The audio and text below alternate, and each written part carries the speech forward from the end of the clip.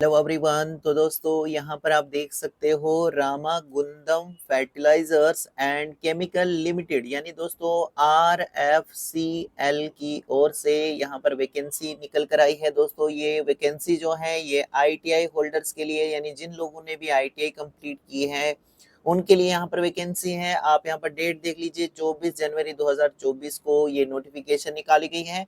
Advertisement का number आप यहाँ पर देख सकते हो। ओके, थोड़ा सा नीचे स्क्रॉल होने के बाद दोस्तों यहाँ पर आप देख सकते हो RFCL। ओके, RFCL जो है ये इनवाइट करते हैं एप्लीकेशंस के लिए for the below mentioned position for its Ramagundam plant Telangana. Ramagundam plant जो तेलंगाना में है दोस्तों, इनकी ओर से यहाँ पर जो है वो एप्लीकेशंस के लिए इनवाइट करता है, यानी इनकी ओर से यहाँ पर जो है वो पोस्टें निकल कर आई हैं दोस्तों। नीचे यहाँ पर आप देख लीजिए अटेंडेंट GR फर्स्ट की यहाँ पर पोस्ट रहेगी। अटेंडेंट GR फर्स्ट मैकेनिकल की पोस्ट रहेगी। और यहाँ पर आगे देख लीजिए दोस्तों अटेंडेंट GR फर्स्ट मैकेनिकल की पोस्ट के लिए फिटर ट्रेड में 6 अनरिजर्व वालों के लिए है, 1 SC वालों के लिए है, OBC वालों के लिए दोस्तों 2 पोस्टें हैं, EWS वालों के लिए 1 पोस्ट है। इस तरीके से टोटल 10 पोस्टें हैं। डीजल मैकेनिकल ट्रेड में अगर आपने ITI की है तो यहाँ पर वैकेंसी है। Mechanical repair and maintenance of heavy vehicle trade में अगर आपने ITI की है तो यहाँ पर भी वैकेंसी है, 2 पोस्टें हैं और ये ओनली अनरिजर्व वालों के लिए रखी गई है। थोड़ा सा नीचे स्क्रॉल करें तो नेक्स्ट आप यहाँ पर देख लीजिए दोस्तों अटेंडेंट GR फर्स्ट इलेक्ट्रिकल की यहाँ पर पोस्ट है। देख सकते हो यहाँ पर इलेक्ट्रिशियन में आपने ITI की होनी चाहिए और आगे यहाँ पर 15 वैकेंसी हैं जो कैटेगरी वाइज बांटी गई हैं दोस्तों। इसी तरीके से नेक्स्ट आप देख लीजिए अटेंडेंट GR फर्स्ट इंस्ट्रूमेंटेशन की यहाँ पर पोस्ट रहेगी और इलेक्ट्रॉनिक मैकेनिकल में आपने ITI की होनी चाहिए और यहाँ पर इंस्ट्रूमेंटेशन मैकेनिकल में ITI आपने की है तो यहाँ पर भी वैकेंसी है। टोटल वैकेंसीज की अगर हम बात करें तो 39 वैकेंसी टोटल हैं, यानी 39 पोस्टें दोस्तों टोटल हैं और ये टोटली क्या है ITI वालों के लिए। और ITI होती है दोस्तों 10th के बाद, तो आपके पास क्या होना चाहिए 10th क्लास की सर्टिफिकेट और ITI की सर्टिफिकेट आपके पास होनी चाहिए। थोड़ा सा नीचे स्क्रॉल होने के बाद यहाँ पर आप पे देख सकते हो कि कितनी क्या आपको पे मिलेगी। अगर आप यहाँ पर सेलेक्ट हो जाएंगे तो 21,500 से 52,000 तक आपकी सैलरी यहाँ पर जा सकती है। और इसके अलावा भी दोस्तों कई सारे बेनिफिट्स आपको देखने को मिल जाएंगे, जैसे कि दोस्तों डियरनेस अलाउंसेस आपको मिलेगा, कंपनी का अकोमोडेशन भी आपको मिल जाएगा। और अगर आप कंपनी के अकोमोडेशन में नहीं रुकते हैं, कहीं बाहर रुकते हैं अपनी ओर से, तो आपको हाउस रेंट का अलाउंस भी यहाँ पर दिया जाएगा। तो एक अच्छी खासी दोस्तों आपको यहाँ पर जो है सैलरी देखने को मिल जाती है, अच्छी खासी सैलरी आपकी बन जाती है। ओके, अब देखिए यहाँ पर एज के बारे में बताया गया है कि एज आपकी जो है कितनी होनी चाहिए। मिनिमम एज आपकी 18 साल होनी चाहिए, मैक्सिमम 30 साल तक अगर आपकी एज आती है तो आप यहाँ पर अप्लाई कर पाओगे।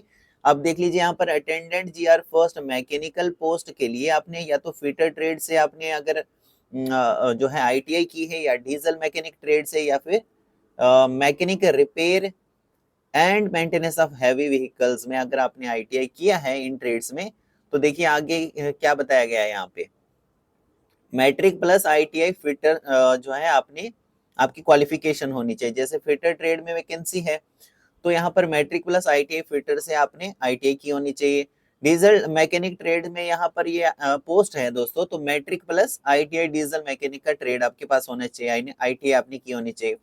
और mechanical repair and maintenance of heavy vehicle में आपने ITI किया होना चाहिए प्लस मैट्रिक, क्योंकि यहाँ पर इन्हीं ट्रेड्स में दोस्तों ये जो पोस्ट है ये निकाली गई है। ओके, और अगर आप आगे कैटेगरी से बिलोंग करते हो, जैसे कि SC ST PWD कैटेगरी से बिलोंग करते हो, तो 55% मार्क्स के साथ आपने ये ITI कंप्लीट की होनी चाहिए। और जो जनरल में आते हैं, OBC और EWS से आते हैं, तो उनको 60% मार्क्स भी होने चाहिए दोस्तों।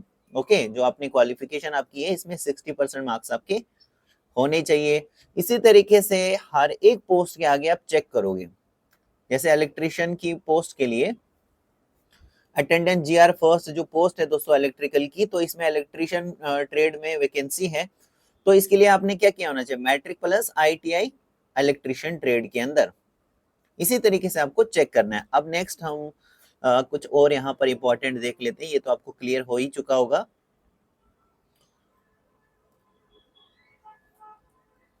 थोड़ा सा नीचे स्क्रॉल करते हैं, देखिए यहाँ पर कट ऑफ डेट बताई गई है। Cut off date for meeting age criteria, जो एज आपकी देखी जाएगी और जो आपकी क्वालिफिकेशन देखी जाएगी, ये 31 जनवरी 2024 को काउंट की जाएगी। तो आपके पास ये सारी जो भी एलिजिबिलिटी मतलब क्राइटेरिया है, जैसे आपकी जो एज है, आपकी जो क्वालिफिकेशन है, ये कंप्लीट हो जानी चाहिए 31/1/2024 को, अगर ये काउंट करेंगे तो। थोड़ा सा नीचे स्क्रॉल करते हैं, कुछ और इम्पोर्टेंट देख लेते हैं। देखिए एप्लीकेशन फीस की अगर हम बात करें तो 200 रुपये आपको पे करने हैं, ऑनलाइन मोड से ही पे करने हैं। 200 रुपये प्लस जो भी बैंक चार्जेस आपसे लेगा, तो वो आपको यहाँ पर पे करने हैं। और जो भी यहाँ पर जनरल, ओबीसी और ईडब्ल्यूएस कैटेगरी वाले हैं, और उनके लिए यहाँ पर किसी भी general, OBC and EWS category candidate at the time of submission of online application form through online mode only, तो ऑनलाइन मोड से ही आपको पे करना है। जनरल, ओबीसी और ईडब्ल्यूएस वालों के लिए ये फीस है।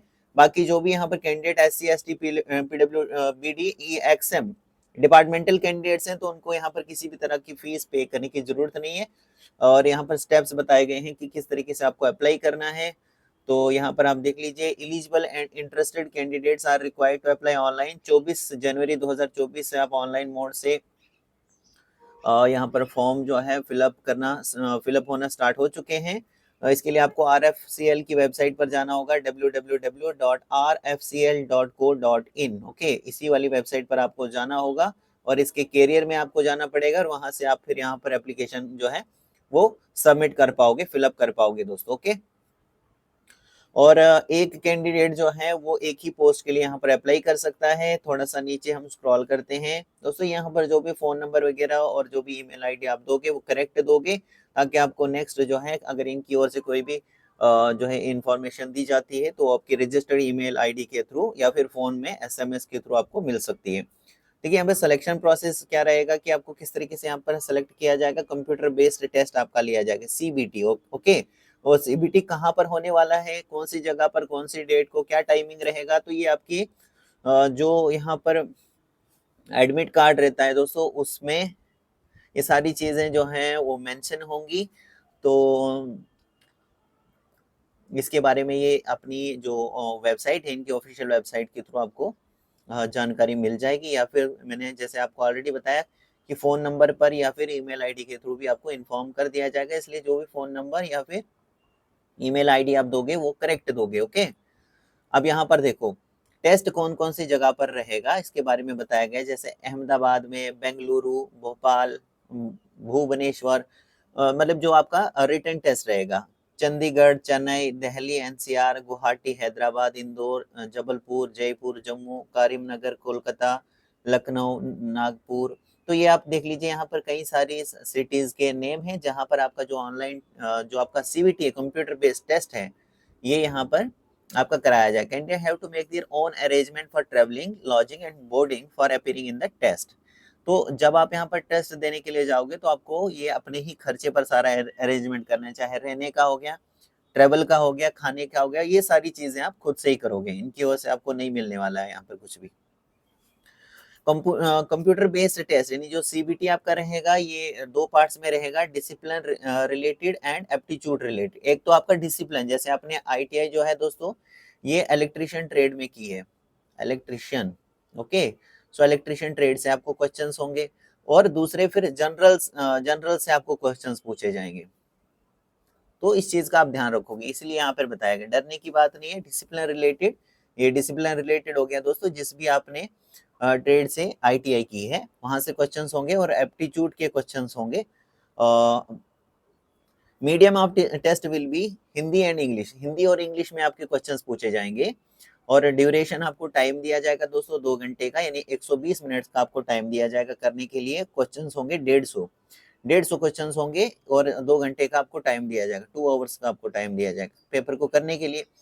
और of 1 mark each, out of which 100 questions would be from mix of course curriculum of qualifying ITI as applicable for each portion discipline, 50 questions for general English। देखिए कुछ questions यहाँ पे देखिए आपके अपने डिसिप्लिन से होंगे, कुछ क्वेश्चंस यहाँ पर जनरल इंग्लिश से होंगे, क्वांटिटी एप्टीट्यूड से होंगे, रीजनिंग, जनरल नॉलेज अवेयरनेस से क्वेश्चंस पूछे जाएंगे। और सबसे मजे की बात दोस्तों ये है कि there will be no negative marking for wrong answer, यानी अगर किसी क्वेश्चन का मान लीजिए आपको नहीं पता है तो आपने वहां पर जो है वो तुक्का लगा लिया है ना, किसी क्वेश्चन का आप आंसर दे भी देते हो लेकिन यहाँ पर कोई फर्क नहीं पड़ने वाला है। अगर आप गलत भी यहाँ पर चूज करते हो आंसर तो आपके मार्क्स वगैरह नहीं काटे जाएंगे, तो आप यहाँ पर चूज कर सकते हो।